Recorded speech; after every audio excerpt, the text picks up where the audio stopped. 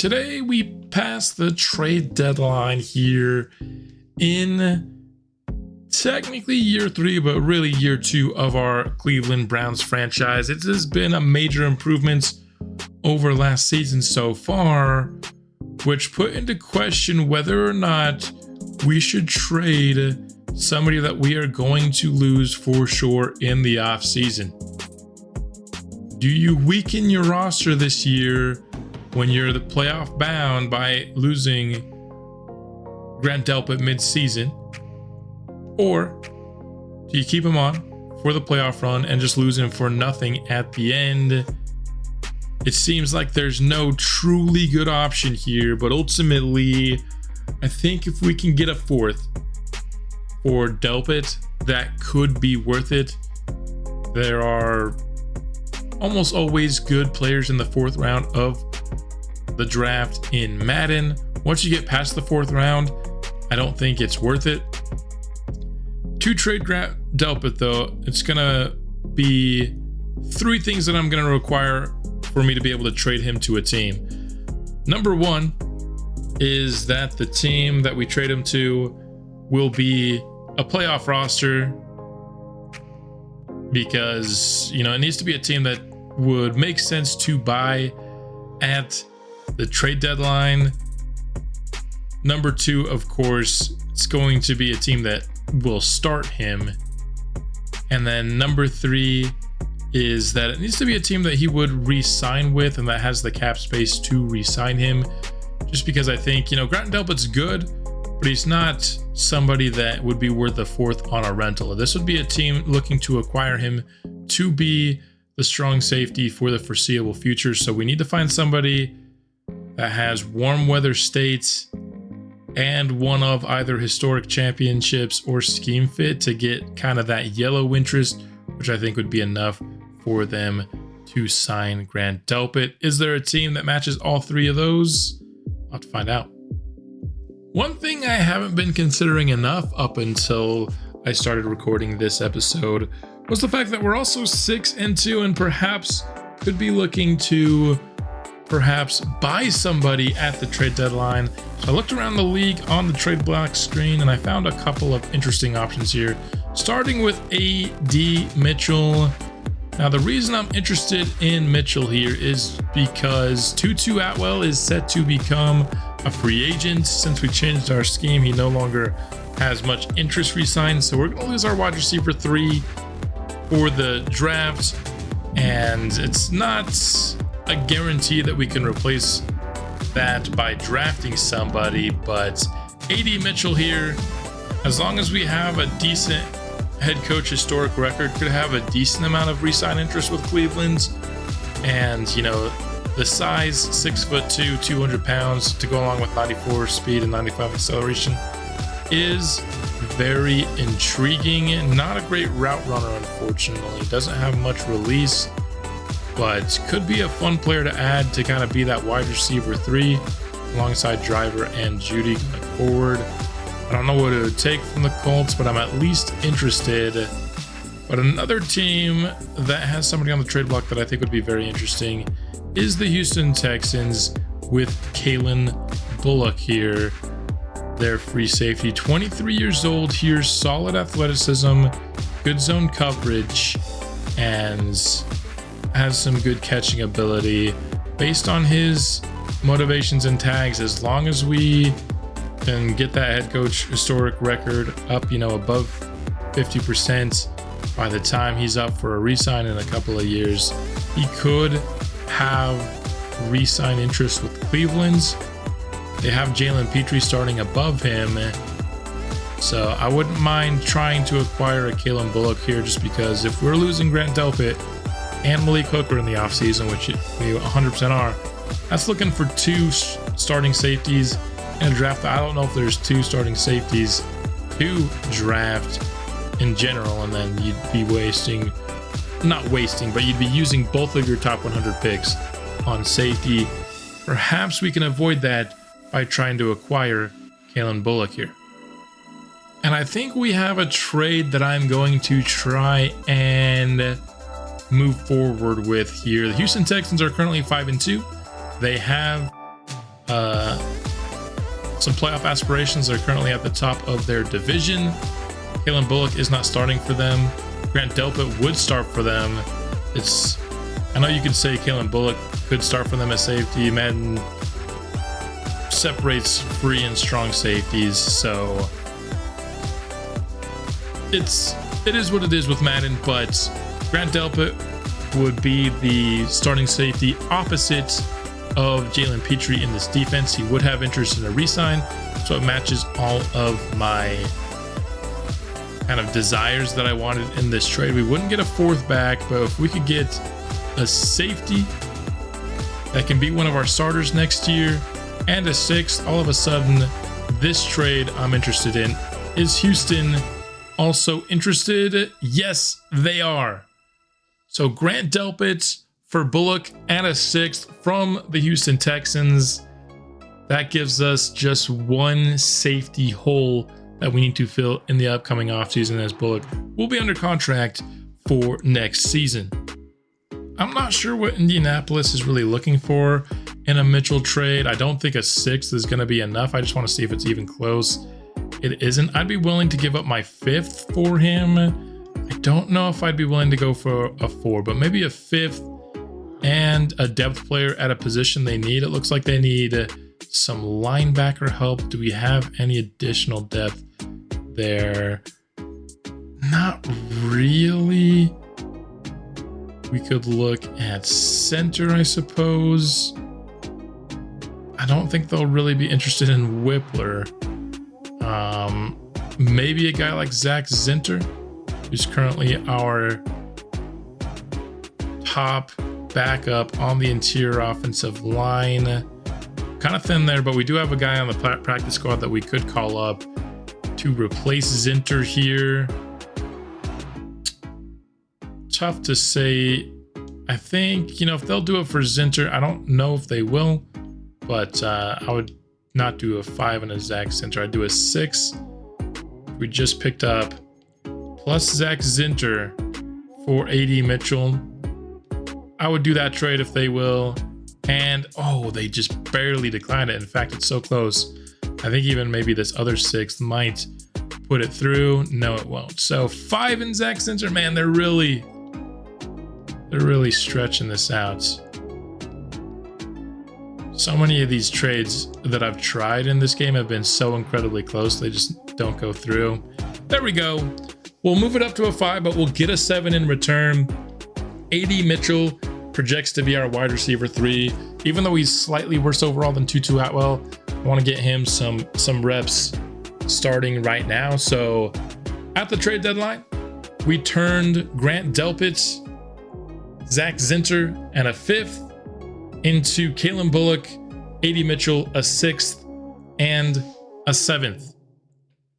So here are your new Cleveland Browns. I wasn't expecting to be that active in the trade market this year. I thought it was either going to be trading Delpit for a 4th or nothing, but ultimately I think this is pretty fun, and in the realm of realism, I think anybody that's on the trade block is pretty much free game. And so Kalen Bullock coming to the squad has a chance to be somebody who has a high interest in re-sign, as long as we can continue to win games and get Stefanski's win percentage up over his career. At this point, he's been with the Browns for several seasons, so each win isn't going to have a massive impact on coach win percentage, but we're 6-2, so hopefully we can have a strong finish to the season. And that way we were able to kind of slightly get the best of both worlds, where we were able to get something for Grant Delpit, not losing for nothing, while also not objectively getting a ton worse this year. Kalen Bullock is not as good as Grant Delpit. There's no ifs, ands, or buts about that. But, I think if you draft a guy like Kalen Bullock in the draft, yes, he'll be 24 next year. But if you get that pick with this skill set in the 4th round, you're really, considering that a victory. So just getting that guaranteed with Bullock is something that I quite like. And then A.D. Mitchell, this is more just an experiment. I don't think we really gave up much. We gave up a backup offensive lineman and a 5th to get a 7th. Not a lot of investment for a guy who I do think has a lot of upside in the receiving core. And that kind of puts a need off of next year's draft board where we're without a 2, so we don't have as many, top 100-ish. Once you get outside of the top half of the 4th round, it really gets murky. So we're only going to have 2 to 3 picks of those, depending on what we do in the draft. So being able to take receiver off of the needs list for next draft, I think is a win. And A.D. Mitchell, could be that he ends up being nothing. But again, if that's the case, I don't think we gave up too much, but he does have the upside to be a very productive receiver for Cleveland going forward. And another guy who has a chance to, as long as we get that head coach historic record up, have a decent amount of re-sign interest, which is important in Cleveland because that's not something you easily come by for the Browns. We've got a divisional prime time showdown, Thursday night football for first place in the AFC North in week 10 of the season. The Browns 6-2 on the road versus the 6-2 Cincinnati Bengals. This figures to be a very good game, the highest leverage game so far of the season. It feels like I've been saying that for a few games, but it's true. When you're a good football team, you play in a lot of high leverage games, and oftentimes each one gets higher leverage than the last.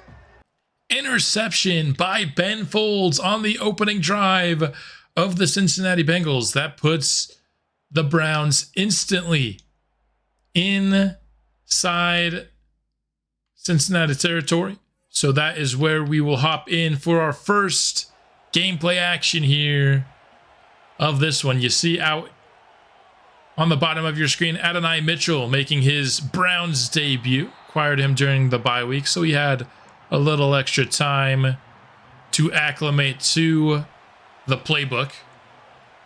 He figures to factor heavily in this game, snaps-wise at least. Small gain there for Ernie McFerrin, makes it 3rd and 8, back-to-back runs, each gaining just a yard.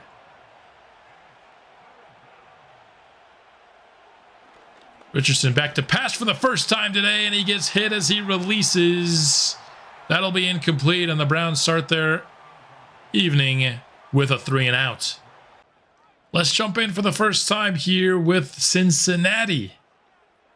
In possession of the ball, just got it past midfield, and Joe Burrow throws a strike towards the sideline. T. Higgins. Bengals able to retain him here in this series, which is going to be pretty massive towards keeping them set up for the future. Rico Dowdle with the carry here. He has the 1st and more. His 5th carry of the night. He's also got involved a couple of times in the pass game as well. Been very involved for Cincy. From the gun, Joe Burrow. Blitz coming for the Browns, but going to be a solid gain here. On first, now Burrow alone in the backfield.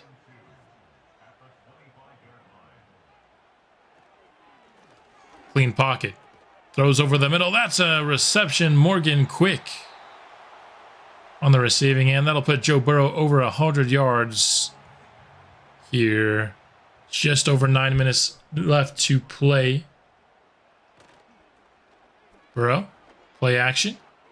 Into the flat. He's got a tight end. For a gain of 5. Been pretty pitch and catch for Joe Burrow so far on this drive. Burrow towards Gesicki, and he hauls it in just short of the sticks. Had to go to the ground to bring in that throw. 3rd and 1. Burrow throws a pick. Denzel Ward with the interception in the end zone. It had been pretty much automatic for Joe Burrow up until that play, but a misfire or a miscommunication, either one. Seems like just a misfire there. Maybe Ben Folds got some contact there, disrupted the flow. The Browns would go 3 and out, giving the Bengals excellent field position, and after a 24-yard reception by Jamar Chase, they're knocking on the door once more. Still a 0-0 ball game as we're under 4 minutes remaining here in the second quarter. RPO out to Gesicki in the flat. That'll be no gain on the reception, bringing up 3rd down from the 10-yard line. Burrow to the end zone, knocked away by Denzel Ward. How many plays has he made in the end zone for us this season already? Let's see if the offense can get anything going here prior to halftime. This is one of the better units in the league for the first 5 weeks of the season. They've slowed down since, in large part due to the many sacks that we've seen Donnie Richardson take. Loss of 11 on 1st down, backs us all the way up to the 18-yard line. Throw over the middle. That'll be a short gain here for Driver. We'll call it a 4-yard pickup. Cincy will take a timeout trying to beat the 2-minute warning here. It's a solid use of a timeout. Richardson has all day to throw. He's going to try to take off and run instead. Tries to beat 27 to the edge. I think that's Jordan Battle. Cannot do it. And so a 3 and out, and this offense has been absolutely stymied. They've been across midfield once, and that's because that's where they started the drive on the Ben Folds interception. A sack here by Myles Garrett will give the offense one more chance here to see if they can't do anything. We've got it at the 33-yard line with only 36 seconds. We might not even try anything. We will at least go to the air there. Njoku. Looks like there was an injury. I skipped ahead too far to see it, but a halftime shutout. 3-0 is all we're seeing here in this tough divisional matchup heading into the second half. Browns finally had a drive going here to start the third quarter, but a sack on 3rd and inches will force a punt. Just as we were about to hop in, should we have gotten that 3rd down conversion. Just an incredibly tough day at the office for Cleveland so far. Newly acquired Kalen Bullock in his debut gets the 2nd interception from Joe Burrow of this game. Can the offense finally put some points on the board, though? Let's hop in and find out here. We've got the ball in field goal range. 31-yard line here.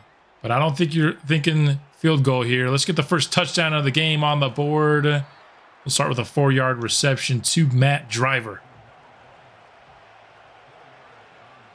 Richardson alone in the backfield here for this 2nd down.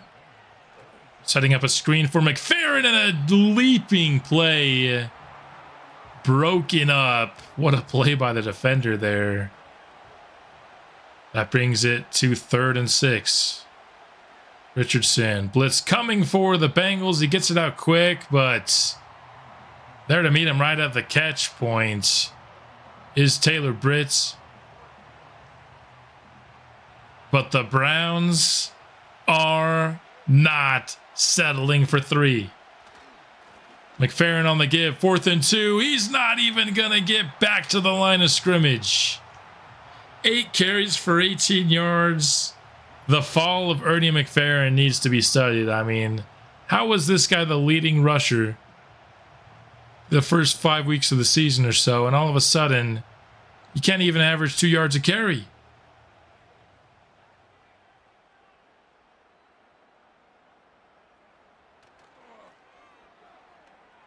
Burrow on the bootleg. He's pursued by Myles Garrett, who picks up the sack. Able to see a nice defensive highlight before I was able to get out of the slow sim. Hopping in again here. This is a different drive from the last play, but we're down now inside 9 minutes left in this game. Still 3-0. Defensive slugfest here.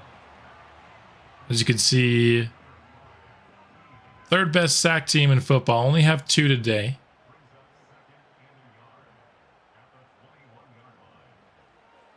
Burrow over the middle. This time it's Higgins. I mean, Burrow, 0 touchdowns, 3 picks. We've done our job. Defensively, they've just gotten absolutely no help at all from the offense. And it's been sad to see. Burrow finds Jamar Chase on a choice route. He gets absolutely folded by Ben Folds. Get it? Forcing the incompletion to bring up 2nd and 10. Burrow into the flat. Morgan quick. Tackle on the play by Bullock. That makes it 3rd down. Stop here would keep it a 1-possession ball game. Burrow throws his 4th pick of the night. This Browns defense playing at an absolutely elite level here in prime time, showing the league just how good they can be. Unfortunately, our offense is showing just how bad they can be. I think we continue on here under 7 minutes. It's starting to get to now or never time for this offense. We'll come out in the 13 personnel. Hand off to McFerrin. Solid gain of 4 there. It might be his best run of the day. Best takeaway defense in football so far are these Bengals. Haven't gotten one today. It's been the one good thing that the offense has done is avoid turnovers. But it doesn't really matter when you're going for passes of 2 yards. Need more than that. 3rd and 4. Slant routes. Jerry Jeudy able to hold on. He gets hit by about 4 different Bengals defenders. But he's past the line to gain. First downs have not come easy for Cleveland in this game. So you got to be appreciative when you can get one. Over the middle. That's a big time catch and run for Matt Driver. All the way to the 48-yard line. He beats Taylor Britt in man coverage. Uses the speed to outrun him and then turn it upfield. A nice block downfield as well by Jerry Jeudy.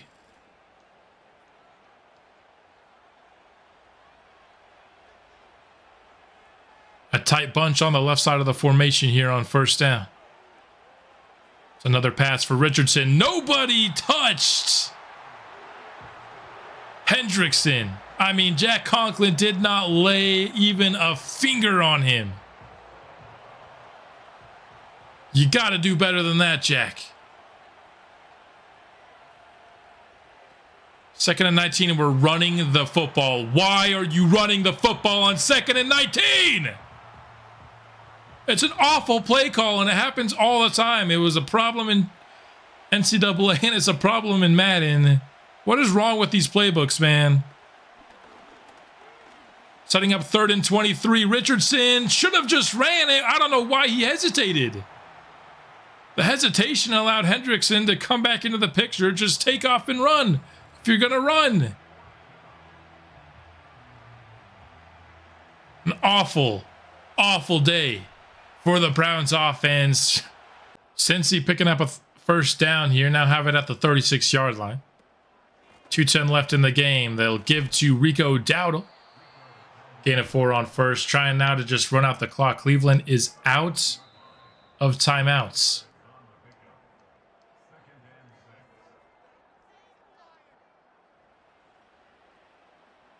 So a 1st down means pretty much a Bengals victory here. I think they honestly already have it in the bag, because how do you trust this offense to do anything even if they get a chance?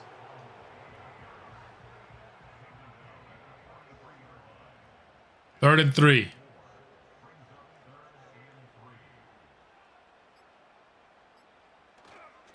Burrow. They're going to throw for it, and they're going to get it. That's going to be a Cincinnati victory on a day where the defense picked off Joe Burrow 4 times and held the Bengals to 3 points. We're going to lose. You have got to be kidding me with this, man. Did Madden come out with an update in the middle of this season that made offense just awful? What is going on with the Cleveland Browns from 5-0 down to 6-3? We're 1-3 since signing Myles Garrett to an extension.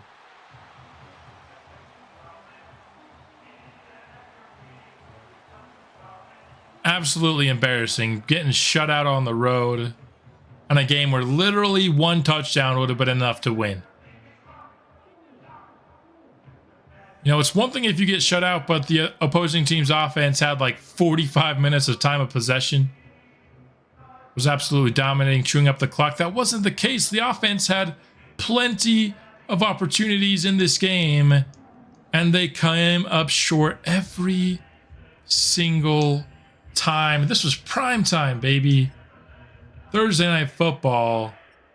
Richardson, no touchdowns, but no interceptions, but no touchdowns either. He had 13 yards on 23 attempts. That's 5.5 yards an attempt. That's awful. McFerrin, 3 yards of carry on the ground. I mean, Driver was really the only one that had even a decent day in the air. Sacks-wise, Myles Garrett had 2. Jenkins, bunch of different Bengals players had 1. 2 interceptions for Ben Folds, 1 for Denzel Ward, 1 for Kalen Bullock.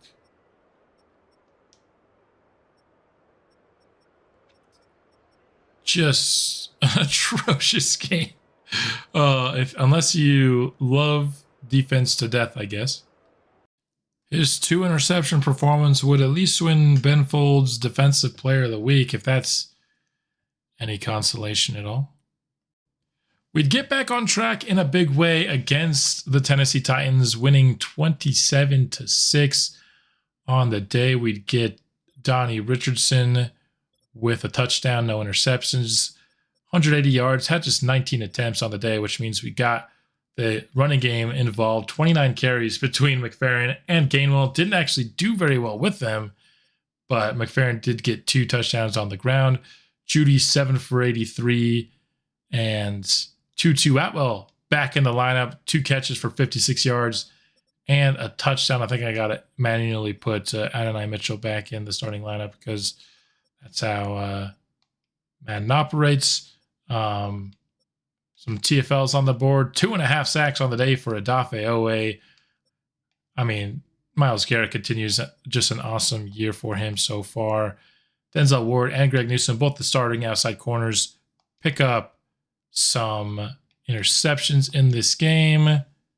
Another strong defensive performance for what's been one of the best in all of football this year.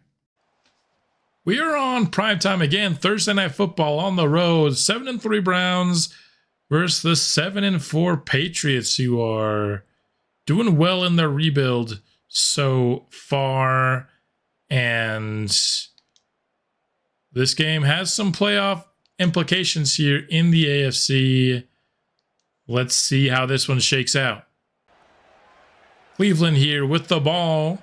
A couple of explosive plays in the pass game have them in scoring range now. They give to McFerrin on first down. Will earn him 3 yards. His first carry so far of the day. 2nd and 7. Give this time to Gainwell. Nice block by Stevenson. That's going to spring Gainwell after a juke move down to the 16-yard line for number 16.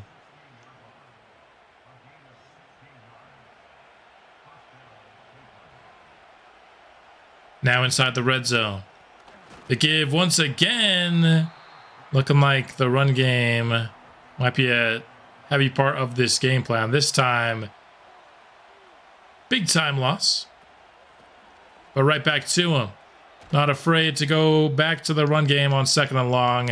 I haven't made a custom playbook yet because I feel like the Browns offense has played well, except for, of course, very recently. But all these runs on 2nd down, I got to get a playbook going. I am so sick of seeing it. We have like a 10% chance of passing the ball on 2nd and longer than 10, which is utterly ridiculous. It should be literally reversed.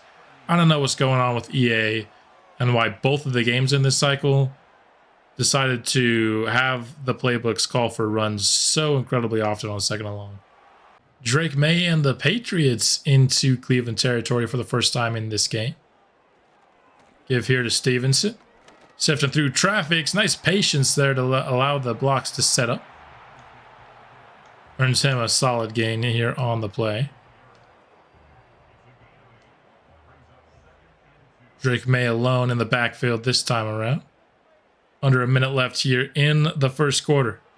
May has a man on the slant route, but a big time hit jars the ball loose. Clock is slow to get up. 3rd and 2. Back to pass. Drake May goes for the slant again, and once again the defense is all over. This time Demario Douglas is the target. But on 4th down, New England leaves the offense on the field. This would be a big time stop for the defense to come away with 0 points. May, 3rd time's the charm on the slant route. No, it isn't. Another incompletion. I mean, is there any other play in the Patriots playbook? They just ran 3 consecutive slants and got broken up each time. Offense has been able to get McFerrin going a little bit here on this drive, and that's got them in scoring range. Now to Gainwell, he's breaking through all these tackles. Offensive line not really able to create any sort of push there. He was getting hit before he really had any chance to gain momentum. 2nd and 8. Richardson will fake the give. He's going deep downfield. It's hauled in at the 1. Matt Driver. A dangerous pass there. There were 2 New England jerseys in the area. But Richardson with the defense hounding down on him through a wobbler. And Matt Driver brings it in for an explosive play. 1st and goal at the 1. Love to see this team get a touchdown after being shut out just a couple weeks ago. And we get it. Jerry Jeudy breaking inside there towards the back of the end zone. And Richardson hits him in stride. The protection was fantastic. And the Browns extend their lead. Now that I'm thinking about it, though, I mean, something that I like about CPU versus CPU is that both teams are subjected to the same crappy system here. You know, both teams have to deal with Madden's terrible clock management at the end of the games. And both teams have to deal with the fact that Madden loves to run it on 2nd and long. And so I feel like a playbook that eliminates that gives us just a major advantage.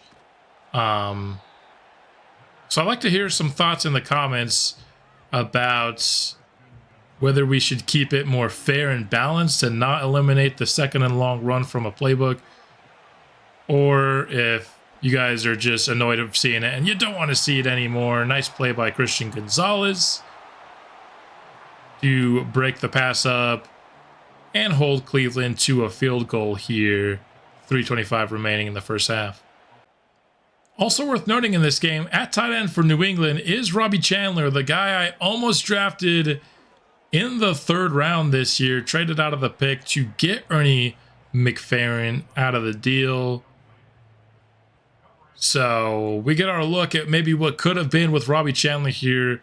And up at the bottom of your screen on this play, Daniel Gibson will get to the quarterback. I think they're going to give half of it to Myles Garrett, but make no mistake, that was Danny Gibson getting to the quarterback, playing better here in his 2nd season than he did as a rookie on the interior. So that brings up the question of maybe that should be something we look to maybe full-time. I think if we were to do that, we'd have to pack some pounds on him, maybe add a strength or two at the cost of some speed and acceleration to try and maybe transition him more into a full-time interior player. That's something we could maybe look at in the off-season. But he definitely has felt like he's been a little bit more at home on the interior so far this year. The Patriots are now on the board. Into the second half now. In fact, we are in the fourth quarter, as the third quarter didn't have too much to speak of. But a 3rd and 24 conversion to Demario Douglas put the Ravens here into a spot where they are now a threat to score and bring this to a 1-score ball game. Drake May.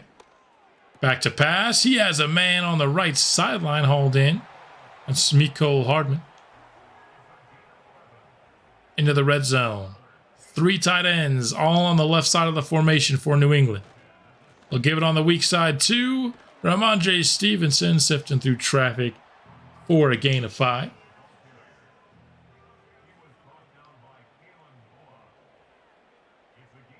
From the gun, May.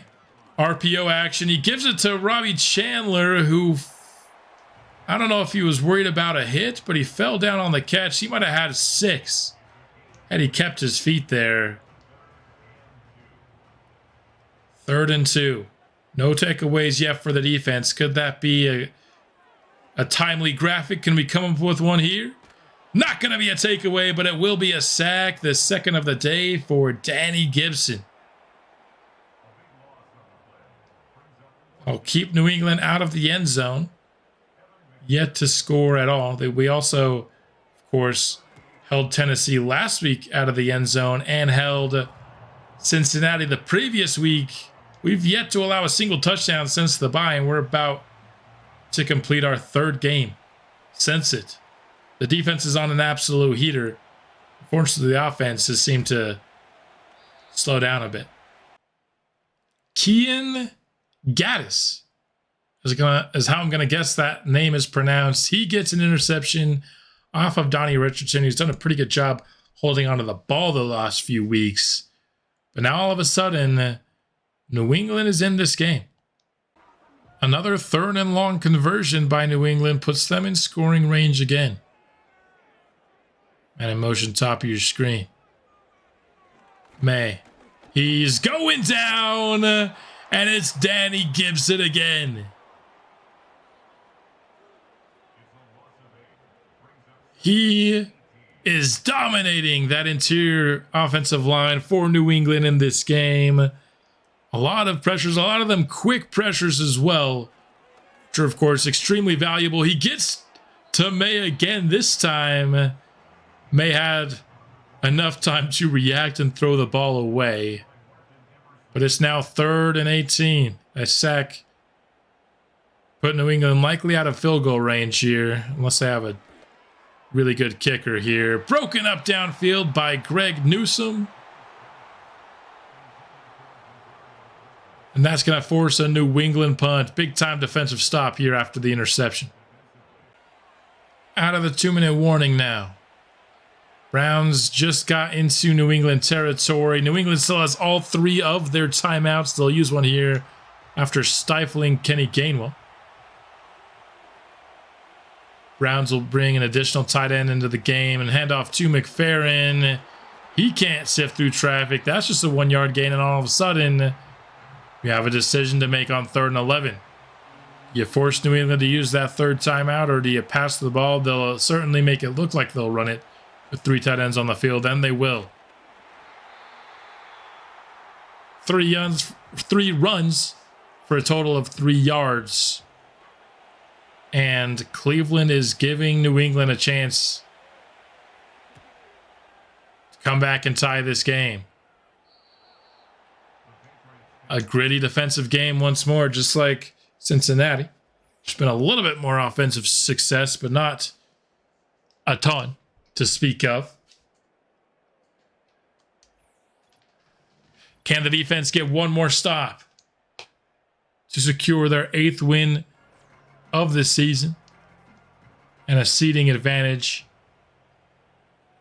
against the similarly rated New England Patriots this year? That's Robbie Chandler over the middle, his 5th catch of the day, averaging about 8 per reception. 2nd and 3, May over the middle, has a man again, breaking past the JOK tackle. He's usually been such a short tackler for us in this series. It's surprised to see him not bring somebody down. Over the middle again, and they are attacking the linebackers. They're down under 40 seconds, though. Drake May, this time going downfield and just able to fit it in through some Cleveland Brown defenders. May, he's going to scramble. But do they have enough time to get back on the ball? No, they do not. The Browns will come out victorious. May with the scramble. They didn't have any timeouts left, and 11 seconds was not enough to get another playoff. And that error will mean 3 straight games without allowing a touchdown for this Browns defense. In fact, I'm not even 100% sure. Did we allow a touchdown in the game before the bye? I can't remember. I know some of you in the comments section are great NFL historians. It's the last time that happened. It might not even be all that long ago, but it seems like an incredible run for the defense right now.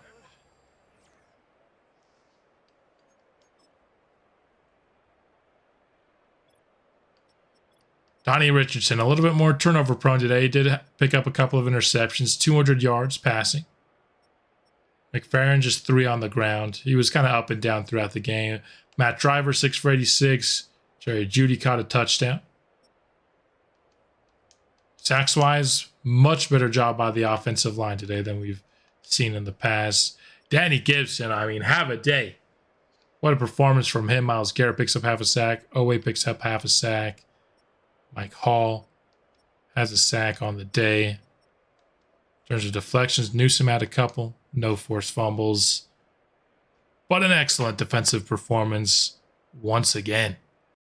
Man, oh man, is this division extremely tough. I know just an episode ago we had a big-time game against the Ravens. I don't know if we'll dedicate a whole episode to it like we did last time, but this matchup against Baltimore is very big. If Baltimore beats us here, they take over the 2nd spot in the division. We have 3 teams, 7-4 plus, feeling like the NFC North. I know the North is even kind of more insane this year, but the top 3 teams in the division this year are going absolutely wild. And so with such a big game on the docket, I think this is where we end this episode. Daniel Gibson, I mean, he must have got some sort of big time. He got 8,000 XP this week. So for getting 15 TFLs in a season. So big time week of development for him. I think we're going to go run stopper here for an upgrade. We get a block shedding, a couple pursuit. We're also going to continue to try to raise his overall.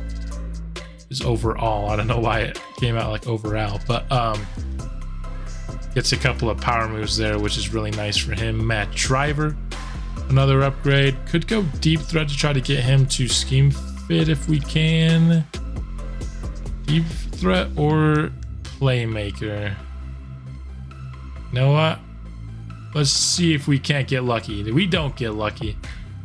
That's fine. I like the playmaker one in general. +3 release is still worth it though. That's a really nice upgrade for a driver, getting that into the 80s for him. Matt Gleason on the docket here. He is far away from being a scheme fit. I don't know if we're really ever going to get it. +2 lead block is really nice. He needed it.